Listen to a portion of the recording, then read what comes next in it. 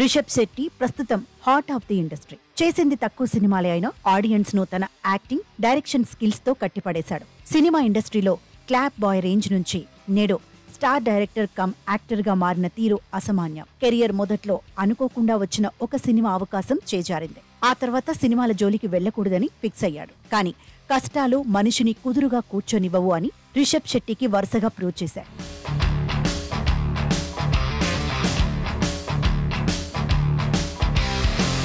రిషబ్ శెట్టి అసలు పేరు ప్రశాంత్ శెట్టి.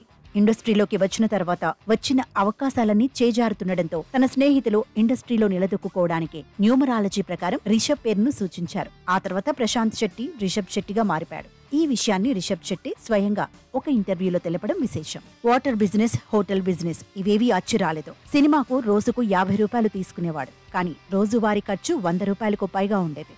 అయినప్పటికీ సినిమా మీద ఇష్టంతో కంటిన్యూ అయ్యాడు. కానీ అనుకోకుండా ఆ సినిమా ఆగిపోయింది. దీంతో మళ్లీ తన అక్క దగ్గర కొంత అప్పు చేసి 2009లో హోటల్ వ్యాపారం మొదలుపెట్టారు. అప్పుల ఊబిలో మునిగిపోయారు. చివరకు సినిమాలే దిక్కనుకొని వేషాల కోసం తిరిగారు. చిన్న చిత్రాల్లో నటిస్తూ అప్పిచ్చిన వారు ఎక్కడ ఎదురవుతారోనని మారు వేషంతోనే బయట తిరిగేవారు. ఓ సీరియల్ కు రోజుకు 500 చొప్పున అసిస్టెంట్ డైరెక్టర్ గా పనిచేశారు. అనుకోకుండా దర్శకుడు అరవింద్ కౌశిక్, హీరో రక్షిత్ శెట్టిలతో పరిచయం ఏర్పడటం, తుగ్లక్ చిత్రంలో విలన్ గా నటించడం చకచకా జరిగిపోయాయి. అనుకోకుండా తుగ్లక్ చిత్రం ఫ్లాప్ అవ్వడంతో రక్షిత్ కు రిషబ్ తన దగ్గర ఉన్న కథను చెప్పాడు. ఆ కథ బాగా నచ్చడంతో రిషబ్ కే దర్శకత్వ బాధ్యతలు అప్పగించారు.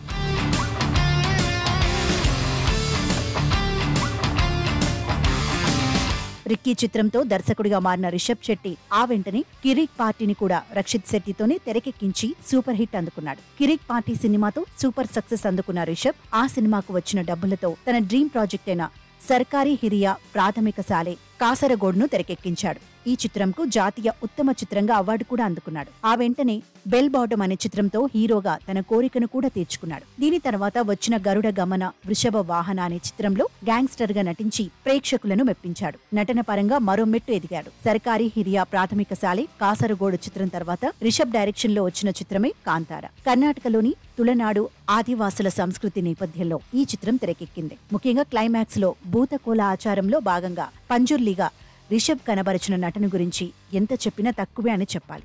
అటు దర్శకుడిగా, ఇటు నటుడిగా రెండింటిలో అద్భుతమైన ప్రదర్శనను కనబరిచాడు. ఒక మామూలు చిత్రంగా విడుదలైన కాంతార పాన్ ఇండియా రేంజ్లో విడుదలై దాదాపు 700 కోట్లకు పైగా కలెక్షన్స్ ను సాధించింది. అటు ఈ కాంతార చిత్రమే ఇప్పుడు రిషబ్ శెట్టిని మరోసారి స్టార్ నటుని చేసింది. 70వ జాతీయ చలనచిత్ర పురస్కారాలలో రిషబ్ శెట్టి నటనకు గాను జాతీయ ఉత్తమ నటుడిగా అవార్డును అందుకునేలా చేసింది. ప్రస్తుతం రిషబ్ శెట్టి కాంతారాకు ప్రీక్వెల్ గా కాంతారా ఏ లెజెండ్ పార్ట్ 1తో బిజీగా ఉన్నాడు.